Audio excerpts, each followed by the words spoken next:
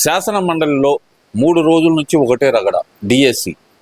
కానీ శాసనసభలో మాత్రం మీరు వచ్చి ఎప్పుడు అడుగుతారా అని చెప్పి నేను ఎదురు చూస్తున్నాను. మీరు ప్లేస్ చెప్పండి, టైం చెప్పండి అంటున్న నారా లోకేష్ గారు ఎలా చూడాలంటారు? అసలు శాసన మండలిలో మాత్రం అడ్డుపడుతున్న ఈ వైసీపీ పార్టీ వాళ్ళు శాసనసభకు రావడానికి మాత్రం వెనకడుగు ఎందుకు వేస్తున్నారు అనుకోవచ్చు అంటారు. డిఎస్సి మీద నారా లోకేష్ గారు రాజీనామా శాసనసభ వేదికగా జగన్మోహన్ రెడ్డి గారు ఎందుకు కోరలేకపోతున్నారు అనుకోవచ్చు అంటారు. శాసనసభ రాటాకి ఇక్కడ గొడవ, అతను అసలు రాజకీయాల్లోకి వచ్చేదే గొడవ చేయడానికి వచ్చాడు. మీరు గతంలో కూడా చూసారో లేదు, అది గతంలో కూడా మనం ఫస్ట్ టైం 2014-19 ఉన్నప్పుడు కూడా అసెంబ్లీలో గొడవ చేయడానికి వచ్చేవాళ్ళే తప్ప ఒక సబ్జెక్ట్ మీద, ఒక విషయం మీద మాట్లాడిన సంగతి లేనే లేదు.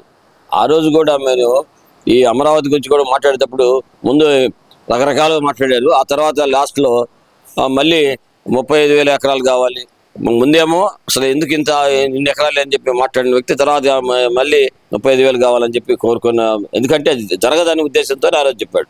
ఈయనంతా కూడా చెడగొట్టడానికే ప్రయత్నం చేసేటువంటి వ్యక్తి.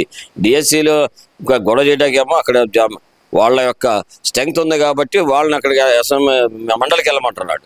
మరి నీకు ఇక్కడ స్ట్రెంగ్త్ ఉంటే ఏమండి, గతంలో మీరు చూసారో లేదు, బీజేపీ కానీ, సిపిఐ కానీ, సిపిఎం కానీ, ఒకళ్ళు కానీ, ఇద్దరు కానీ ఎమ్మెల్యేలు ఉండేవాళ్ళు అసెంబ్లీని. ఆ రోజుల్లో 294 మంది ఉన్న ఉమ్మడి ఆంధ్రప్రదేశ్లోనే గడగడలాడిచ్చేవాళ్ళు. మీ దగ్గర దమ్ము కనుక సబ్జెక్ట్ మీద కనుక ఉంటే మీ 11 మంది అల్లాడించవచ్చు, కానీ మీ దగ్గర సబ్జెక్ట్ లేదు. మీరు తీసుకునేటువంటిది ఆ డిఎస్సి అనేది అది ఒక అరిగిపోయిన, అసలు అంతా అయిపోయిన తర్వాత దాని డిఎస్సి అంటే 2 సంవత్సరాల తర్వాత డిఎస్సి వచ్చిందంటే కేవలము ఇది ఆ బొద్దింక పార్టీని చూసి, బొద్దింక పిల్లలు చూసి ఇక్కడ కూడా అట్లాంటి మార్పు వచ్చేస్తుంది, అలాంటిది జరుగుద్ది అనేటువంటి కాన్సెప్ట్తో ఒక దురుద్దేశంతో జరిగేది. కానీ ఇక్కడ ఏ టీచర్కి, ఏ డిఎస్సి రాసినటువంటి వాళ్ళకి కూడా ఎవరికి అన్యాయం జరగలేదని చెప్పి వాళ్ళంతరికి వాళ్ళే చెప్తున్నా కూడా కావాలని ఊరకనే ఇప్పుడు గుర్తొచ్చింది. ఏది బొద్దింక పార్టీ వాళ్ళు పిల్లలు కనుక ఆ పిల్లలు వచ్చి గొడవ చేసి మొన్న సెంట్రల్లో ప్రాబ్లం వచ్చింది కాబట్టి ఇక్కడ కూడా అలాంటి సృష్టించాలనేటువంటి ఒక దొంగ ఆలోచన, అలాంటి ఎవరో చెప్పిన దాన్ని ఈ రకంగా అయితే మనం బెనిఫిట్ పొందొచ్చు అనే ఉద్దేశంతోనే గొడవ చేస్తాం తప్ప ఎక్కడ ఉన్నటువంటి టీచర్ల పైన ఏమీ లేదు. ఎందుకంటే మీకు నిజంగా టీచర్ల పైన ఉంటే 5 సంవత్సరాల్లో ఒక డిఎస్సి కూడా ఎందుకు పెట్టలేదు? నిన్న అసెంబ్లీలో చంద్రబాబు నాయుడు గారు చెప్తున్నారు, ఇప్పుడు పెట్టినటువంటి డిఎస్సీలని కూడా నేను పెట్టినాయే. ఇప్పుడు నాకు తెలిసి నా టీచర్లు, ఇప్పుడు మేము పెట్టిన టీచర్లు 80% మంది ప్రజెంట్ ఉన్నారు. వాళ్ళందరూ కూడా నేను ఇచ్చినటువంటి వాళ్ళే, కానీ గతం మధ్యలో వచ్చినటువంటి ఏ ప్రభుత్వం కూడా డిఎస్సి పైన చేయలేదు అని చెప్పి నిన్న అసెంబ్లీ సాక్షిగా చెప్పారు. మీరు అది అర్థం చేసుకోవాలా. ప్రజలు ఇవాళ మీరు ఎంత చెప్పినా అర్థం కాదు. ఎందుకంటే వీరు ఊరికని అసెంబ్లీలో గొడవ చేయడం కోసం చేసేటువంటి ప్రయత్నం. ఆయన బొత్స ఉన్నాడు, ఆయన మాజీ విద్యాశాఖ మంత్రి, మరి ఎందుకు ఆయన ఒక్క డిఎస్సి కూడా పెట్టలేకపోయాడు? ఏం మేలు చేశాడు? పైగా అప్పుడు ఏం చెప్పేవాడు, ఇంగ్లీష్ మీడియం పెడుతున్నాను, ప్రతి గ్రామ స్థాయిలో ఉన్న పిల్లవాడు అందరూ కూడా ఇంగ్లీష్ చదువుకోవాలి. వెంకయ్యనాయుడు గారి మనవడేమో మరి ఢిల్లీ పబ్లిక్ స్కూల్లో చదవాలా అని చెప్పి రకరకాల, తర్వాత చంద్రబాబు నాయుడు మనవడు ఇంకోటి చదువుకోవాలా, ఇట్లా రకరకాలుగా విమర్శలు చేసి ఆనాడు ఇంగ్లీషు పేదవాడికి ఇంగ్లీష్ వస్తే చంద్రబాబుకి ఈ పార్టీ, తెలుగుదేశం పార్టీ వాళ్ళకి చాలా బాధగా ఉందని చెప్పి నువ్వు మాట్లాడిన సంగతి మేమంతా మర్చిపోలే. వాళ్ళ గతంలో కూడా ఇప్పుడు కూడా చంద్రబాబు నాయుడు గారు ఎవరికి ఏది అవసరమో, ఏ ఇంగ్లీష్ మీడియం కావాలంటే ఇంగ్లీష్ మీడియం తీసుకోవచ్చు, తెలుగు మీడియం కావాలంటే తీసుకోవచ్చు, 2 కలిపి తీసుకునేవాడు తీసుకుంటున్నారు. గతంలో మేమంతా కూడా తెలుగు మీడియం చదివిన వాళ్ళు కానీ, చంద్రబాబు నాయుడు కానివ్వండి, మన పివి నరసింహారావు గారు కానివ్వండి, వీళ్ళంతా తెలుగు మీడియం నుంచి వచ్చిన వాళ్ళేగా. తెలుగు మీడియానికి ఇంగ్లీష్ మీడియం మన సబ్జెక్ట్ మీద మనం తెలుసుకోవాలి, ఇంగ్లీష్ నేర్చుకోవాలంటే మనకే వస్తుంది. తర్వాత ఇవన్నీ కూడా ఊరికనే తప్పుడు ఆరోపణలు చేసి పబ్బం గడుపుకునేటువంటి ఈ జగన్మోహన్ రెడ్డి రాజకీయాలు పనికిరాడని చెప్పేసి తెలియజేస్తాం. అంటే ఎందుకని అంటారు, మండల వేదికగా అయితే ఇంత రచ్చ చేస్తున్న వీళ్ళు మరి నారా లోకేష్ గారు టైము ప్లేసు చెప్పమంటే జగన్మోహన్ రెడ్డి గారు కాకుండా మాజీ మంత్రులు, మాజీ ఎమ్మెల్యేలు ఒకళ్ళొక తరపున ఒకళ్ళు కోడబలుక్కొని మరీ పోటీకి చెప్తున్నారు కదా, మేమంటే మేము వస్తాం చర్చకి, నీతోటి జగన్ గారు అవసరమా అంటున్నారు కదా. మరి జగన్ గారు ఎందుకు మాట్లాడుతున్నారు ఈ డిఎస్సి గురించి? ఏమంటే అందరికీ తెలుసు, దీని వెనకాల పాతదారుడు, సోతదారుడు ఇదంతా కూడా చేసే వ్యక్తి ఎవరంటే జగన్మోహన్ రెడ్డి, జగమెరిగిన సత్యం. అట్లాంటి దాన్ని పెట్టుకొని వీళ్ళు ఊరికనే భజంత్రిలాగా వీళ్ళు చెప్పే మాటలు ఎవరు నమ్మరు. దీని వెనకాల ఒక్క వీళ్ళు మాట్లాడాలన్నా కూడా మాజీ మంత్రి మాట్లాడాలన్నా, మాజీ ఎమ్మెల్యే మాట్లాడాలన్నా కూడా వెనకాల మన జగన్మోహన్ రెడ్డి ఏం చెప్తే అది చెప్పేటువంటి వ్యక్తులు. అందుకే అసలు వాళ్ళు చెప్పడం ఎందుకు, నువ్వే రా ముందుకి, నువ్వే వచ్చి ధైర్యంగా ధైర్యం ఉంటే నీ సబ్జెక్ట్ ఉంటే మాట్లాడడానికి మనకు భయం ఏముందంటే, ఇప్పుడు నేను ఏదైనా సబ్జెక్ట్ మేము మాట్లాడగలను. ఎందుకు తప్పు చేయలేదు కాబట్టి మాట్లాడగలను. నువ్వు తప్పు చేస్తున్నావు, దురుద్దేశంతో ఉన్నావు కాబట్టి నువ్వు నారా లోకేష్ గారు మరి అసెంబ్లీకి వచ్చి మాట్లాడమన్నా కూడా మీరు మాట్లాడలేక పిరికితనంతో మాట్లాడిన మాటలు మీరు అసెంబ్లీకి రాలేరు. ఎందుకంటే మరి స్పీకర్ గారు అన్నట్టుగా రాకుండా జీతం తీసుకునేటువంటి వాళ్ళు మీకు మనసు ఎట్ట ఒప్పుతుందో మాకైతే అర్థం కావట్లేదు.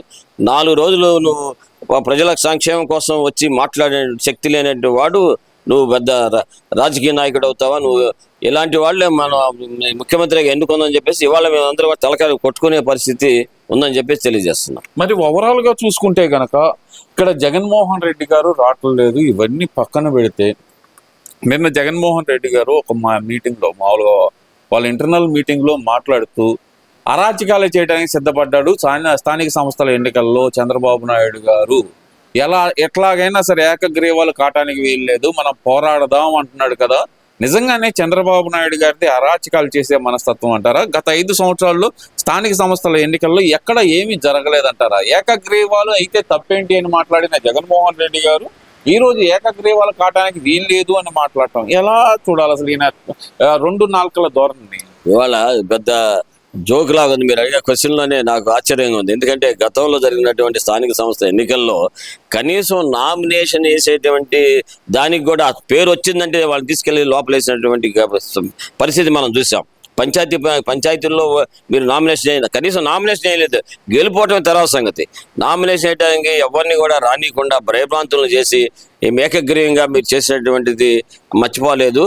ఇవాళ అదే పరిస్థితి నీకు వస్తుందేమో అని చెప్పి ముందే జాగ్రత్త చర్య కోసం ముందు బురజలుతున్నాడు. ఏంటి, చంద్రబాబు నాయుడు గారు వస్తే ఇట్లా చేస్తాడంటే నువ్వు చేసే పని ఆయన చేస్తాడేమని భయంతోనే ఆయన మాట్లాడుతున్నాడు. ఎందుకంటే రేపు నామినేషన్ చేసేదానికి ఆ పార్టీలో ఎవ్వరు కూడా ముందుకు రారు.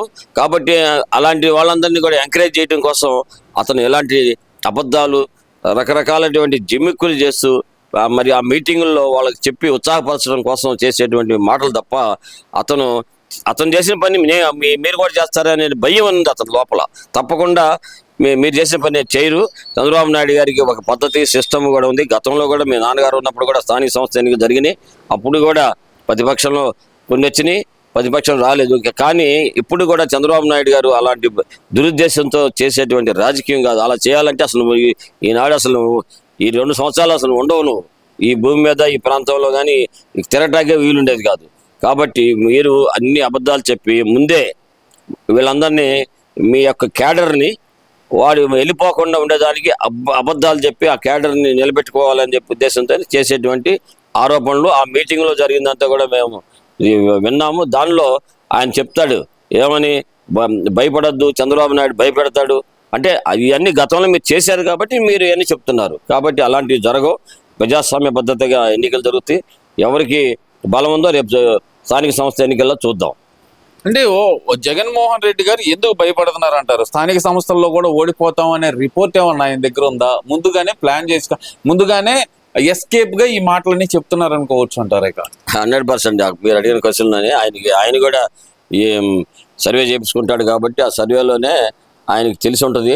కాబట్టి కనీసం మనకి క్యాండిడేట్ కూడా క్యాండిడేటే దొరకడనేటువంటి భావంతో ఇవాళ ఆయన భయపడి ఆయన ఇచ్చినటువంటి రిపోర్ట్ల ద్వారా తెలుస్తుంది. కాబట్టి ఇవాళ అతను ముందు జాగ్రత్త చర్య కోసం ఊరికనే అబద్ధాలు చెప్పి అక్కడ ఉన్న క్యాడర్ని ఉత్సాహపరిచేదానికి మాట్లాడే తప్ప నిజంగా ఆయన వాళ్ళు గెలిచే పరిస్థితి లేదు. కాబట్టి ఆయన ఇది చేస్తున్నాడు.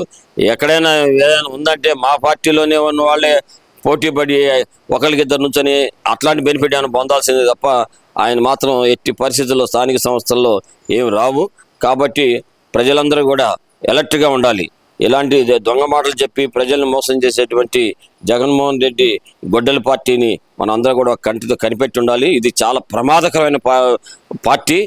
మనం అనుకుంటున్నాం ఏమీ లేదని, కానీ చాలా ప్రమాదకరమైనటువంటి పార్టీ కాబట్టి ఎప్పటికప్పుడు చంద్రబాబు నాయుడు గారు ప్రజల్ని, పార్టీలో ఉన్న వాళ్ళని, కూటమి ప్రభుత్వంలో ఉన్న వాళ్ళందరూ కూడా ఎలక్ట్ చేస్తూ ఉన్నారు. కాబట్టి ఇది గమనించి పార్టీలో ఉండేవాళ్ళు కానీ ప్రజలు కానీ జాగ్రత్తగా ఉండాల్సిన బాధ్యత మన పైన ఉందని చెప్పేసి తెలియజేసుకుంటాం.